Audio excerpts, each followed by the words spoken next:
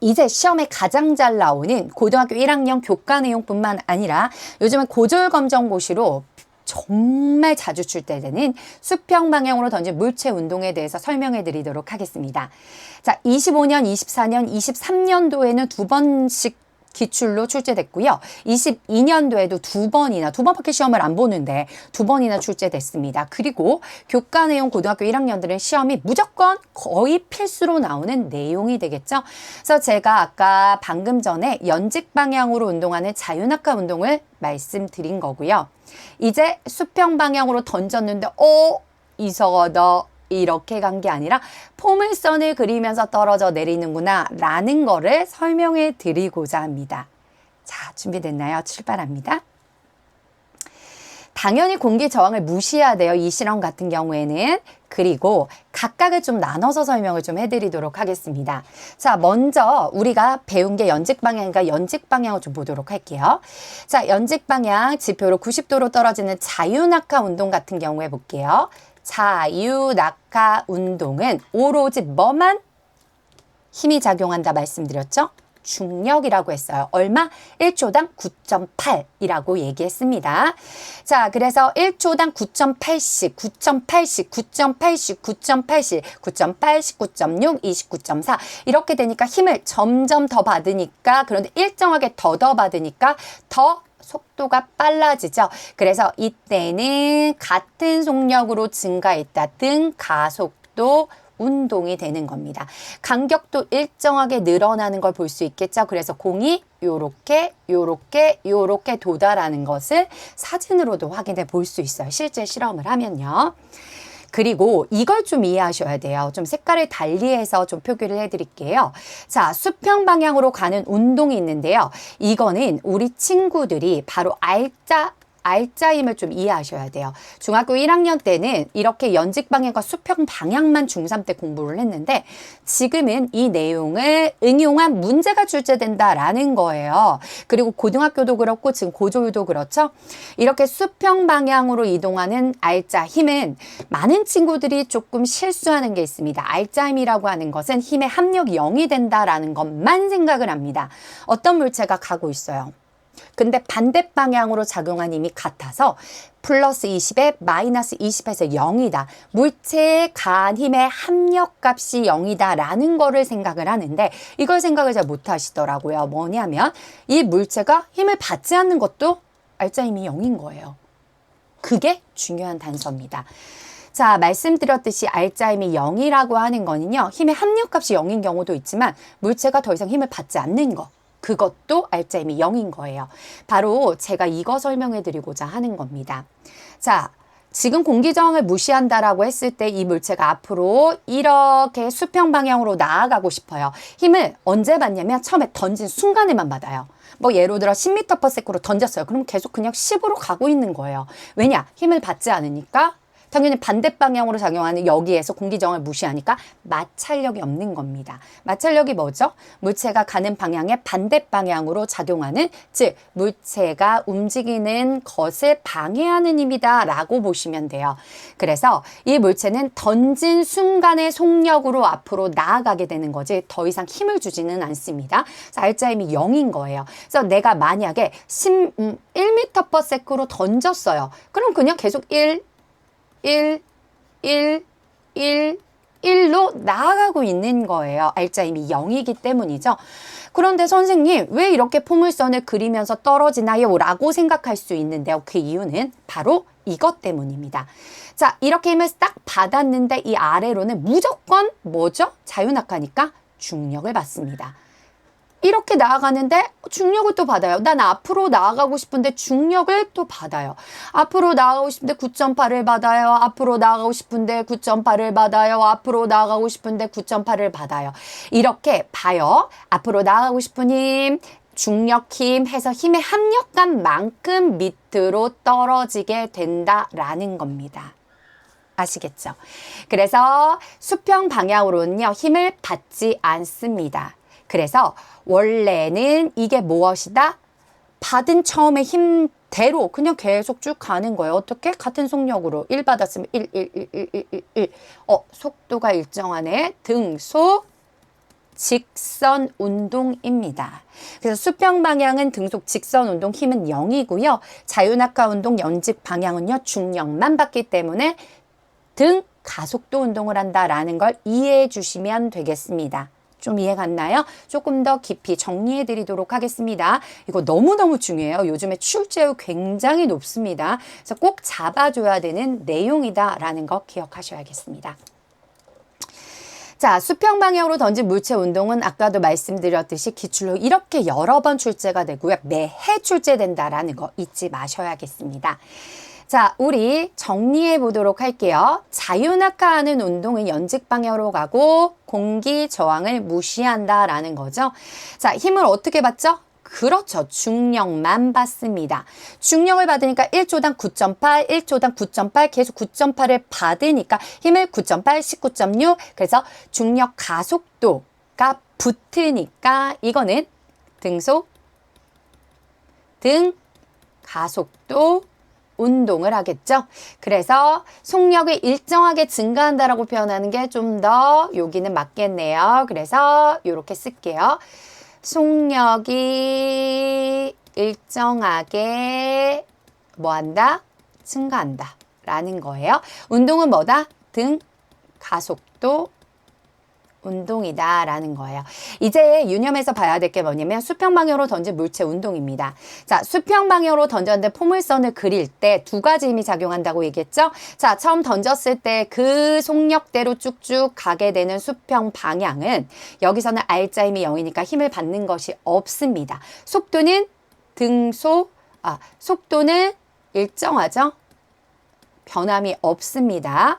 그래서 여기는 등속 직선 운동을 하게 되는 거야. 등속 직선 운동을 하는구나 라는 걸 알아두시면 되겠습니다. 자, 그러나 연직 방향으로는 다 뭐다? 그렇죠. 1초당 9.8을 중력을 받기 때문에 힘은 중력입니다. 속도는 당연히 일정하게 증가하죠. 운동은 그쵸. 등 가속도 운동이 되는 겁니다. 이렇게 해가지고 전체를 알아두시고요. 조금 문제를 알아보도록 하겠습니다. 어떤 물체를 같은 높이에서 던졌어요. 근데 만약에 질량이 달라졌다고 할게요. 1kg짜리 던지고 뭐 2kg짜리 던졌어요. 근데 아까 살짝 말씀을 드렸는데 이 물체는 일단 앞으로 수평방으로 던집니다. 일단 던져요. 그래도 동시에 도달한다 라고 말씀을 드렸죠. 그럼 조금 달리해서 요거 설명해 드릴게요.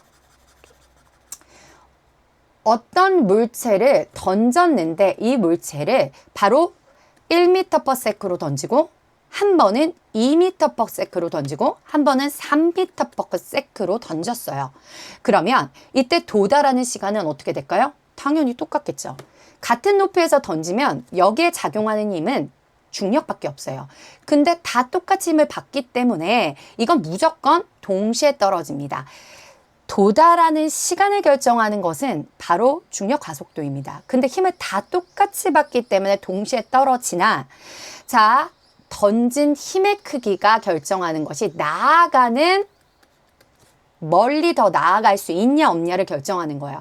1m/s로 던지면 한 요 정도 날아가서 떨어질 거고 2m/s는 좀 더 앞으로, 3m/s는 좀 더 앞으로 나아갈 뿐이지 도달하는 시간은 다 동일하겠죠.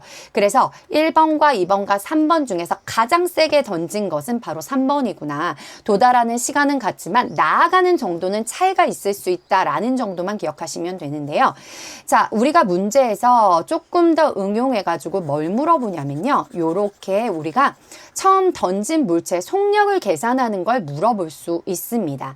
어떤 물체를 던졌는데 일단 내가 던졌는데 여기에 속력을 모르겠어요. 그런데 이 물체는 5초 후에 지면에 도달했더라. 자, 칸이 정확하게 하나, 둘, 다섯 칸 그려야 되는데 하나, 둘, 셋, 넷, 5개입니다. 간격은 동일해요. 그래서 5초 후에 도달했더라. 그래서 한 간격을 봤더니 1m더라 라고 나왔습니다. 그러면 이 물체 던졌을 때 바로 속력은 얼마인가? 라고 물어본다면 우리 친구들 어떻게 대답해야 될까요? 계산할 수 있어요. 왜요? 5초 후에는 이 간격 5간격이니까 5m가 됐구나 라는 걸 알 수 있겠죠. 그래요. 그래서 5초에 이동한 걸 봤더니 5m더라. 그러면 1m를 이동한 때는 얼마의 시간이 걸렸을까요? 당연히 일정하게 증가하니까 1초인 거죠. 1초에 1m 같더라. 속력 나타낼 수 있겠죠. 1m/s입니다. 사실 속력 구하는 공식은요. 시간분의 이동거리인데요. 여기다가 시간 1초, 1m 넣어도 1m/s 나옵니다. 그러므로 정답은 여기 1m/s입니다. 라고 얘기하실 수 있는 거예요. 아시겠죠? 이렇게 해가지고 계산해 내시면 되겠습니다. 그 다음에 우리 마지막으로 중력이 지구 시스템과 생명 시스템에 미치는 영향인데요. 이건 출제율이 좀 낮아요. 많이 낮아요. 그러나 설명은 해드리도록 하겠습니다. 고등학교 가게 돼서 우리가 대학을 갈 때, 좋은 학교 갈 때 여러분들 뭐 하죠? 면접 보죠. 그때 우리가 자연대학이라든가 이 관련 학과를 가기 위해서 이 내용들에 대해서 조금 생각해 보는 게 좋기 때문에 말씀을 드리겠습니다. 자, 중력이 지구 시스템뿐만 아니라 생명 시스템에 미치는 영향인데요. 이해해봐야 하는 거예요. 외우는 게 아니라요. 그래서 객관식으로 물어봤을 때 이 문제를 그냥 끌어내시면 돼요. 중력과 지구하고 관련되어 있는 건 뭘까요? 자, 요거 연결해서 학습하시면 되겠는데요. 대류현상과 대기층입니다. 자, 중력이 존재하기 때문에 사실 인공위성도 그 주위를 돌고 있는 거고요. 그리고 달도 그 주위를 돌고 있는 거예요. 잡아당기는 힘, 중심 쪽으로 잡아당기는 힘 때문에 이 주위를 도는 것처럼 우리가 많은 기체 중에서 가벼운 기체는 중력 무시하고 그냥 우주 공간으로 날아가지만 공기를 이루고 있는 산소라든가 아니면 질소 같은 경우에는 좀 무겁습니다. 상대적으로. 그래서 중력의 영향을 받아서 가운데로 잡아당긴 힘 때문에 이 주위를 둘러싸고 있게 되는 게 바로 대류현상이에요. 중력 때문입니다. 그래서 그것 때문에 대기층을 형성하게 되는 거고요. 그리고 이러한 열 에너지 시스템이 다 중력과 관련이 있기 때문에 무거워진 공기가 그건 뭐냐면 차가운 공기예요. 차가운 공기가 바로 밀도가 크거든요. 밀도가 크다는 건 밑에 깔려 있는 거야. 아래쪽에 있고요. 그리고 따뜻한 공기가 열 전달 시스템이 중력과 관련이 있기 때문이에요. 그래서 이게 밀도가 작기 때문에 위에 떠 있거든요. 그럼 여러분들 봐요. 이 위에 떠 있고 아래 있잖아요. 근데 대류 현상은요. 이렇게 밀면서 순환하게 되는 거예요. 이런 것들은 바로 열 에너지의 전달과 관련이 있는 바로 중력 때문에 대기층을 여기 있는 대류 현상을 이루게 된다라는 거예요. 일단 대류 현상이 일어나려면 대기층이 있어야 되는 거잖아요. 그쵸? 그래서 이렇게 이해하시면 되겠습니다. 그리고 밀물과 썰물의 현상이 있는데요. 이거는 명확하게 얘기하면 지구가 있고요. 그 주위를 돌고 있는 바로 위성인 달이 있고요. 태양이 있습니다.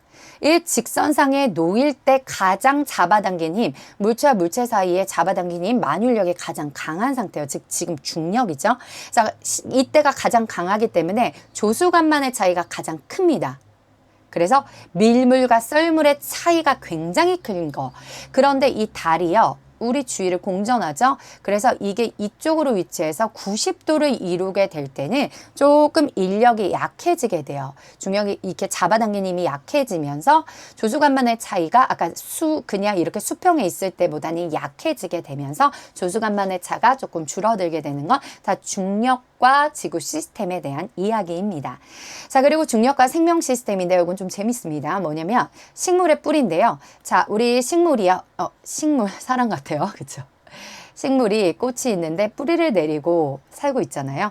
그래서 토양에 있는 수분을 흡수하게 되는데 이 뿌리가 왜 아래로 자라게 될까요? 지구가 있죠? 여기에 토양이 있겠죠?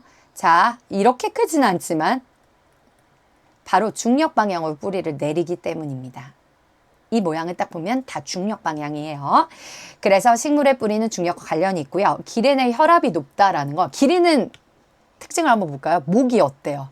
길죠. 목이 길잖아요.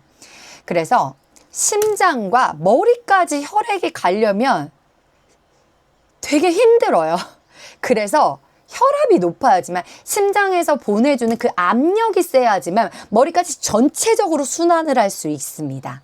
그래서 인간보다 혈류 속도도 빨라야 되고 즉 그걸 결정하는 혈압이 2배나 되는 겁니다. 엄청나게 기린들이 살기 위해 노력하는 거 보이시나요? 이게 바로 중력과 관련 있는 겁니다. 자, 그래서 이러한 내용들은 암기하는 것이 아니라 만약에 나왔다. 중력과 관련된 것 중 옳지 않은 것은 그럼 골라낼 수 있으시면 되겠습니다. 가볍게 보시고 가시면 됩니다. 자, 이렇게 해서 오늘 저와 함께 진짜 긴 시간 동안 수업 한번 해봤습니다. 자, 공부하는데 고생 많으셨습니다. 결국은 오늘 배운 내용은요. 중력을 배웠죠? 그쵸? 자, 우리 물체 운동이 중력에 관여하는 물체 운동에 대한 2가지를 공부했습니다. 그러기 위해서 먼저 중력을 알게 된 거고요. 중력을 끌어서 중력이 미치는 이제 물체 무게에 대해서 좀 공부를 했고요. 물체에 미치는 중력의 크기, 즉 무게에 대해서 공부를 해봤고요. 그 다음에 우리가 공부한 게 뭐였어요? 네, 맞아요. 그 다음에 물체가 연직 자유낙하 운동에 대한 걸 공부했고요. 그리고 앞으로 수평 방향으로 던졌을 때 물체 운동에 대한 것을 공부해 봤습니다. 그러기 위해서는 2가지를 좀 이해하셔야 되죠. 자유낙하 운동뿐만 아니라 바로 등가속도 운동을 이해하고 나서 수평 방향으로 던졌을 때 물체가 힘의 합력값으로 포물선을 그리면서 떨어져 내리더라. 이게 요즘에 시험 출제율이 높은 문제였습니다. 이 내용을 머릿속에 가득가득 넣어 주시고 혹시 모르는 게 있으시면요. 항아쌤한테 질문 남겨주시면 제가 성심성의껏 응답해 드리도록 하겠습니다. 자, 여러분들의 합격을 기원하겠습니다. 고생하셨습니다. 과학은 항하다. 자, 우리 친구들 다음 시간에 만나요. 안녕.